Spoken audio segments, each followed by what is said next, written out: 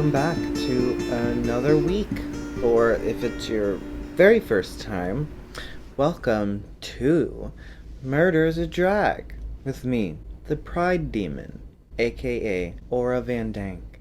This is Murder's a Drag. It's a true crime podcast and YouTube series focused around the LGBTQIA plus community. I do videos and a podcast about underreported crimes that have affected my community for hundreds of years.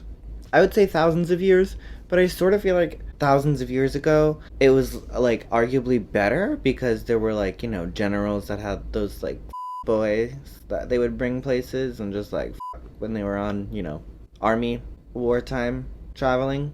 Like Alexander the Great. He had a boy. That kind of a deal. So, I don't know. I feel like the kinky gays would have liked it at least. That sounds like a decent time. Anyway, I digress. That's not what this podcast is about. Don't worry. Yeah, it's okay. You're in a good place. It's a great place to be. However, if you are put off by anything I've said so far, I would suggest you just go now and pretend you never found this show. Okay? Agreed. Okay. This week was a good one. I went on out to San Diego and I was in What's the Tea with Michelada. It was fantastic. I got to meet a couple queens I haven't met before. Or no, just one queen that I hadn't met before. And it was a good old time. Grand old time. I did... What's that song? It's Al King. Out Yonder. And, well, Feel Like a Fool. Kali Uchis. Those were the numbers. That was the gig. It was a good old time. I also ordered some new makeup. Red foundation, blue foundation, silver foundation. I'm excited to get into that. Do some new looks. It's inspired my creativity to be back out in Gal City. I'm crawling out of the funk, slowly but surely. Y'all know how it is. It's a journey. By the way, for podcasters, my face is red and I'm painted like a demon. So, check out my Instagram if you don't do that already. It's at Aura Van Dank or at Murder's a Drag. There's two. I know, it's confusing. Pick your choice. Be on the lookout for, you know, more alien and demon looks coming down the tubes, the pipes, the runway. Speaking of aliens and demons, I did decide that I want to fly on out to upstate New York next month and visit my family, because I haven't seen them in a while. It's actually the longest I've ever gone without seeing them in my whole life, which is, feel like an adult. It's good times. Growing up. So fun to be a grown-up. I've also been thinking about doing Creepshow out here, which is like throwback to the OG listeners. I think I used to talk about that on this podcast. I'm pretty sure I have. It was a show that my drag sister, Mr. and mother of the House of Terror, Vegas Van Dank, put together back in North Carolina. That was very successful and always a good time. And I feel like if I brought that out here and did something similar, that it would give me that little piece of home. So it would feel good, feel nice. But I don't really want to do it in the desert because they don't deserve it. I mean, I feel like the people do. The locals. The people who would buy tickets deserve it. The drag queens that don't like me don't deserve shit. It's a complicated balance. I absolutely love having crippling anxiety. Don't, you know. Anyway, those are my diary-style ramblings for this round of Murder's a Drag. Let's get into it. Earlier this week, both of my parents texted me out of the blue, which is kind of strange because we don't text like that. And I was like, oh wow, are they getting divorced? Like, is this the moment? Is it finally happening? But Gnomest, it wasn't. It was actually just that they had watched a documentary about Stonewall and thought of the fag son. Kidding. I'm very glad to have a supportive family. We know this. We've talked about this here before. Go on. Binge the old ones if you don't know anything about me yet. But we chatted for a little bit and got on the topic of Marsha P. Johnson. And I realized although I had an episode about Stonewall, I did not have an episode about Marsha P. Johnson herself. And what better time to do that than this here Pride Month? Marsha Pay It No Mind Johnson was born August 24th, 1945 in Elizabeth, New Jersey. She was born to parents Michael and Alberta Michaels. Her father was an assembly line worker for General Motors, and her mom was a local housekeeper. By all accounts from family and, like, childhood friends, Martha was a very girly girl from, like, the beginning. She was assigned male at birth, but was wearing dresses and presenting femme by the age of 5. She said in an interview from a documentary, I know, a little bit of inception there, on Netflix titled The Death and Life of Marsha P. Johnson, Marsha said, for the most part at that time in her life, nobody really said anything or bothered her about the dresses. It was when she was sexually assaulted by one of the neighborhood boys that she stopped wearing dresses because she didn't feel safe anymore, which is devastating. Make no mistake, it's not like things were like peachy that Marsha was a trans kid. It's just, I think, more that the parents had like bigger fish to fry than Marsha wearing dresses. They were like, do whatever you want. We're gonna go to work now. So things, Marsha was kind of allowed to do whatever she wanted to. But the law and society in general was not kind to LGBT people at this time in history. And in a separate YouTube documentary called The Life and Times of Marsha P. Johnson, a friend of hers named Judith Hirschberg was quoted saying, quote, Marsha was having a very rough time and sat there and said, I don't know if I need to take a shower or go to Bellevue. Bellevue's a mental hospital in New York. And then she took a shower. So clearly Marsha had her own internal struggles with the way society viewed her and the way she viewed herself and her identity, but the shower won out over checking herself into the hospital, which is great because honestly, if that moment had gone any differently, history would be very different. Marsha began to really come into her own after she graduated from high school in 1963. Marsha had $15 and a bag of clothes when she moved to New York City, because she had heard about the scene there being more liberal. There were gays there. You could be yourself in New York City and make your dreams come true. And it was just across the river, so Marsha was all about it and moved to New York City. And it very much was in her blood to be there. That scene was her scene. In the interview from the Netflix documentary, Marsha's quoted saying, when I first went to the Stonewall, I was the only drag queen just about. When I went, I said, do you think I'm a boy or girl? And they didn't answer, so I decided to just go in. It was an all-men's bar. So when Marsha first showed up to the Stonewall Inn, which is the gay bar, Stonewall, the whole thing, you should know. If you don't, then stop listening. You're a shame. You need to not be a part of this podcast anymore. It was an all-men's bar when Marsha showed up in drag, and she only ever went in drag, never went presenting male, so she was one of the only drag queens that went to Stonewall, and she sort of started the drag queen hangout at Stonewall, that being a place where the girls would go and hang out. She became very involved with the crowd at Stonewall and the local gay community in general. Sylvia Rivera, who is another mother of the gay rights movement and trans rights movement, Sylvia Rivera, another mother of the movement, met Marsha when she was 12 years old. So they are lifelong friends. Sylvia said that Marsha was like a mother to her, and contrary to popular belief, Marsha was not at Stonewall the night of the riots, and wasn't involved in those riots that night in the episode that I covered way back when, and actually got involved the next day. Sylvia, however, was there that night, and a quote that I found interesting from the same clips with the same interviews was when Sylvia said, quote, oh my god, the revolution is here, and thank god people treated us like shit all these years. She even did like the finger waggle and everything. Now it's our turn. There was a lot of bloodshed that night, and the movement started the next day. So that's when Marsha got involved, was the next day. Sylvia was involved the night before, which kind of encapsulates their personalities completely. Sylvia was gonna scream, shout, run around, get her rights, like very much in that like aggressive, loud, productive way. And Marsha was very much more like a professional-minded, put together, always smiling, soft-spoken kind of a person. So I think that was an interesting quote. Obviously, the day after those riots in 1968, Marsha was at the front of the line. Not only did she get involved, but she got involved as a figurehead of the movement. Not necessarily by choice, but more because she was loud, had a lot to say, and was very popular in the community. She was a very talented drag queen. She was a very talented person. She was a very nice person. She helped everybody. She was just popular for good reason. There's a home video that I saw online of a man walking through Greenwich Village one night, and Marsha's just going down the road. She used to just wander the village all the time. And the guy freaks out and starts fanboying over her. And he's like, this is Marsha Johnson. Oh my God. And he starts listing all of this information about Marsha and how she identifies and how she doesn't care what she wears and all this stuff. And Marsha's just kind of taken aback and she's like, how do you know all this? So she's popular, but she didn't necessarily know she was popular. Like, when people would run up to her and say hi, she's just like, oh, these are my friends. But she's had thousands of them. She started to even be known worldwide. And like I said, she also had this huge talent for performing and for stage.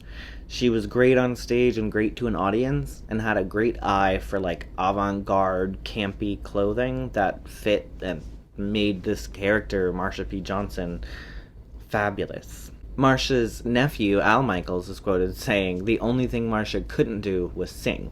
And there was a video of Marsha singing, and I have to agree, it was f***ing awful, but it was also a great performance still. Even though the singing was terrible, it was funny, and it was great, and that was the point. Marsha was always at the front lines of everything, and always got on the loudspeaker to speak her piece. There's countless videos of her screaming into bullhorns, saying things like, quote, darling, I want my gay rights now, and I think it's about time the gay brothers and sisters got their rights, especially the women, end quote. Marsha was ahead of the time there, too. She knew what the fuck she was talking about. Her and Sylvia had very powerful voices, both like figuratively within the community and just literally powerful voices. These women screamed for their rights, literally screamed all the time because it was the only way they could be heard. That made them the perfect spokeswomen for the movement. Marsha continued her activism work for a very long time, from 1968, when the protests were happening, to the 1990s, through the AIDS epidemic, through her activism work, through marching, through everything that she was doing in the village at that point. People said that in the height of the AIDS epidemic, when people were literally dying on the streets in Greenwich Village, Martha was often seen sitting next to them, talking to them, hugging them, getting them whatever they needed with what little she had. She was very much a person who saw the important things that were happening in the community and took action in any way that she could to help. Unfortunately, when the trans community needed more help, as police brutality and arrests and just brutality in general started to become more and more targeted towards trans women, the gay community didn't show up the same way that the trans community had shown up for them. In the documentary, Marsha is obviously very frustrated and talks about how pride celebrations and the march and everything that started with Stonewall, Marsha, Sylvia, started to actually make her sad and bother her. She said, quote, as long as my people don't have their rights all across America, there's no reason for celebration. That's how come I've been walking for gay rights all these years. And in 1973, they told me and Sylvia Rivera that we get to lead the Gay Pride March, the transvestites at the front of the parade. Honey, the chickens put the drag queens all the way in the back someplace. That was not the right thing to do. They didn't care if you were there in the beginning of the gay movement, demonstrating in drag with them. They don't care. I mean, that argument echoes right back into today, current day. And it's sad that this is 30, 40 years ago now that she said this. And it has not gotten, I would say, any better with the division within our own community. I mean, it just stays the same or gets worse. There's a tape with Marsha and some other transgender sex workers at the time speaking to police in the 6th Precinct about how bad things were getting in the streets for them. They mentioned that while they were being arrested and brutalized, they had heard police say that they weren't going to throw one of them into the Hudson River because, quote, he's too skinny, he might not hit the bottom. So these women were brave enough to walk into a police precinct as transgender sex workers and tell them that the police were threatening their lives, which is not something that you do as a police officer, regardless of what's happening. I mean, that's just not a way that you get people to behave. Another woman on the tape says one night she had heard another trans sex worker from up the street scream, run. So she started running and was quickly tackled and brutally beaten by police. Marsha kicks in right after she says that, and Marsha says, quote, I've heard that from a lot of people who've run. So this is a common occurrence, and they're talking about it sort of nonchalantly. Like, you could tell they care that they're being brutalized, obviously, but it just sounds so normal to them, like it's their everyday life, because it was. The detective obviously didn't care much, and nothing ever came of that, but I just thought it was remarkable that there's this tape. It was a very generally unsafe time for trans people specifically, so because of all of that, Marsha and Sylvia decide to start the Street Transvestite Action Revolutionaries, or STAR, which was their organization to provide food for homeless LGBT individuals, specifically trans sex workers. And they even eventually got a apartment that they called the Star House. Both women kind of credit each other for it, and you could tell that they were best friends because they didn't even want to eat credit for any of the things that each other did. And they're both quoted as giving each other credit, with Marsha saying, "Sylvia Lee Rivera deserves all of the credit for Star. I was just one of the queens that was behind her, like the vice president of Star. She knew exactly what she was talking about. She was talking about nobody was representing transvestites, you know?" And then Sylvia was quoted as saying, "Marsha and I started STAR to keep kids off the streets. STAR was part of the People's Revolution. It was time for us to show the world that we are human beings." So this was like the height of the activism.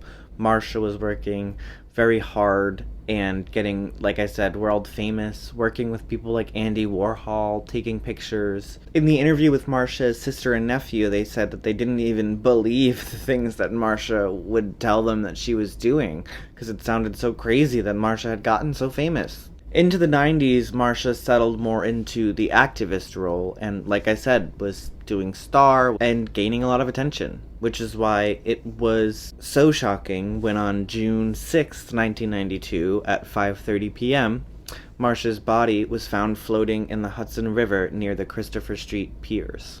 The community was absolutely shattered that they had lost their mother, and took to the streets to demonstrate and protest because they knew something was up with this case. Police were very quick to rule Marsha's death a suicide, and did very little investigating. Randy Wicker, who was Martha's roommate of 12 years, was quoted saying, "The police had made up their mind. This was a nobody. This didn't matter." Family and friends are adamant even today that Marsha would not have killed herself. She would not have done this purposely. She would not have jumped into the river to commit suicide.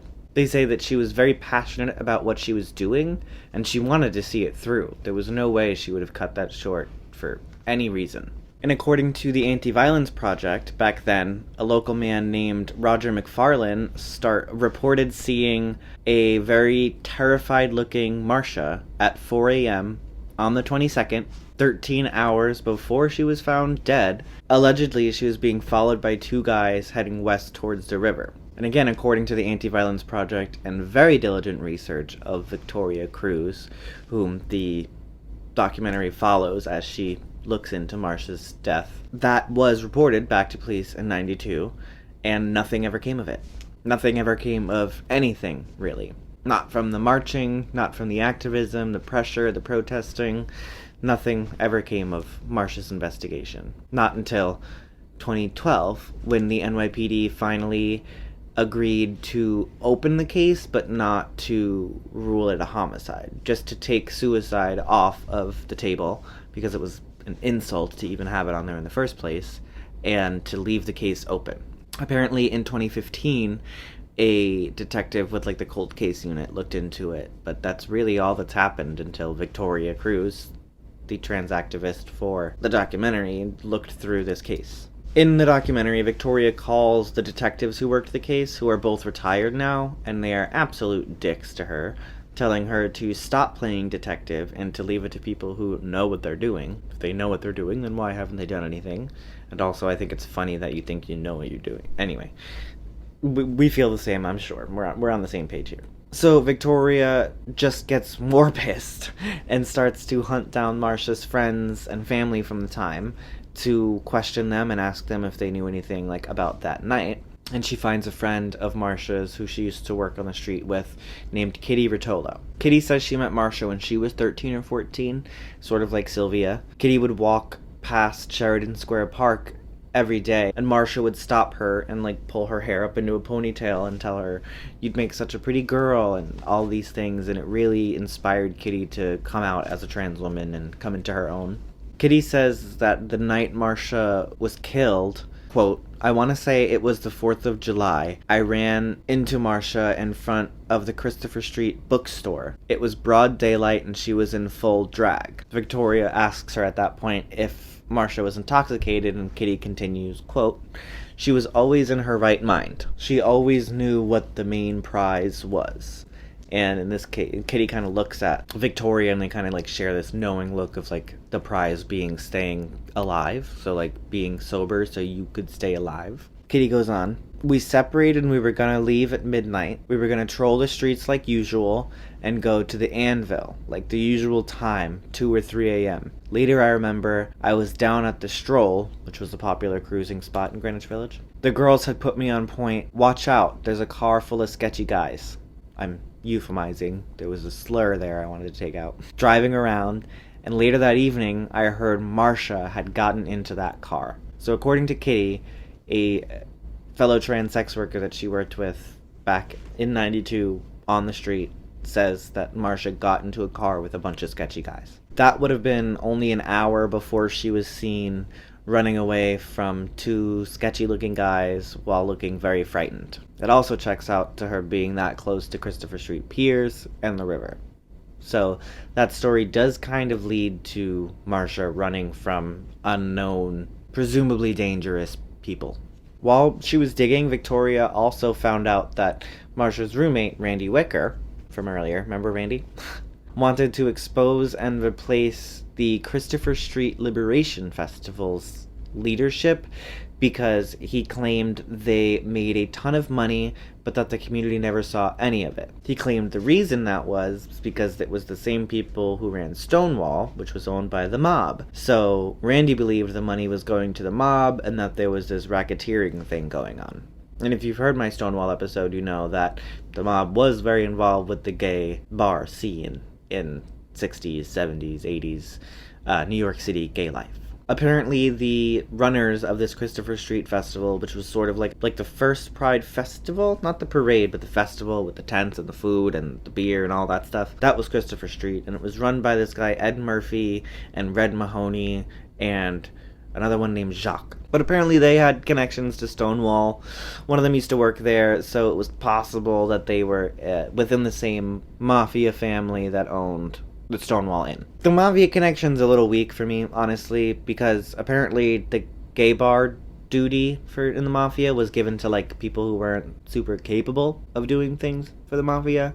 So I don't know that the people who were involved with that scene would have gone as far as to murder Marsha to keep her quiet over wanting to expose 2 people who may or may not have been. You know, it just seems a little far-fetched that that would have been the reason. Especially considering the police brutality and all of the other factors that could have been possible reasons Marsha was killed. It was also pretty clear that Marsha didn't care that much about the Christopher Street Festival, so I don't think she would have died over that or gone that far with it to have gotten that much attention to even be at risk of dying over that. But she was very scared of the mob, probably because of what happened at Stonewall, the riots, and everything back in 68. In another interview, Marsha's looking very busy and frazzled about a week before her death, actually.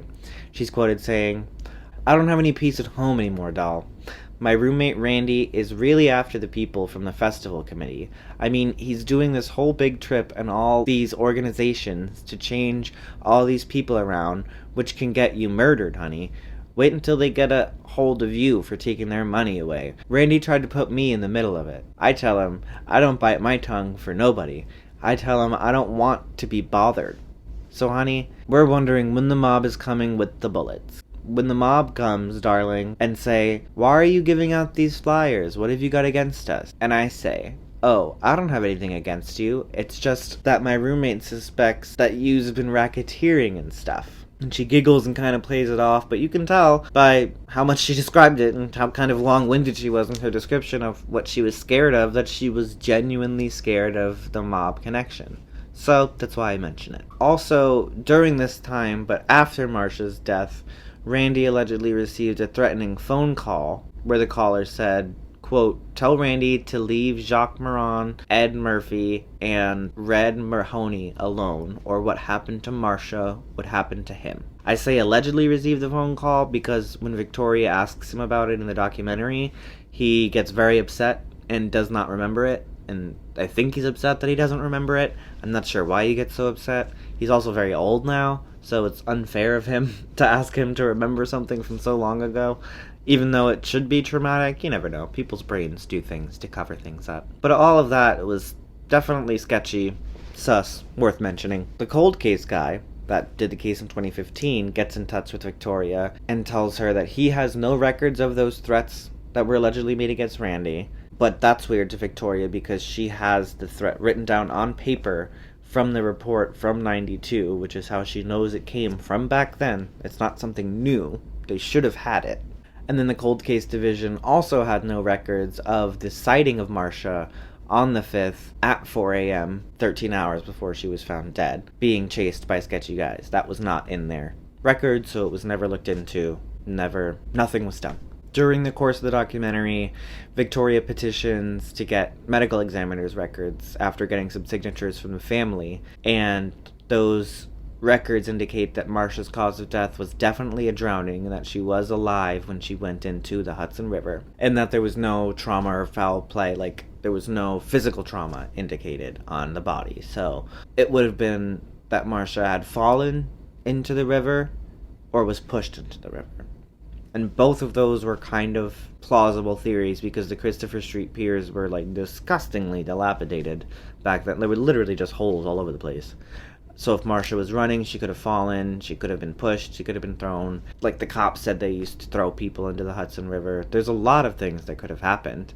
And unfortunately, we probably will never know. But I am inclined to believe the ones close to Marsha and Marsha's family when they say that it was not suicide. Sylvia Rivera was caught in like a short impromptu interview during a Pride March after Marsha died sometime in the late 90s, I think. And she said, quote, she'll always be in the front of this parade, which I still see as true for today. Like when those Pride Marches are happening, when those parades are happening, they're only happening because of people like Sylvia Rivera and Marsha, and specifically because of Sylvia Rivera and Marsha and the organizing that they did and the activism that they did. So they still are leading those Pride parades. They're the reason we do those Pride parades.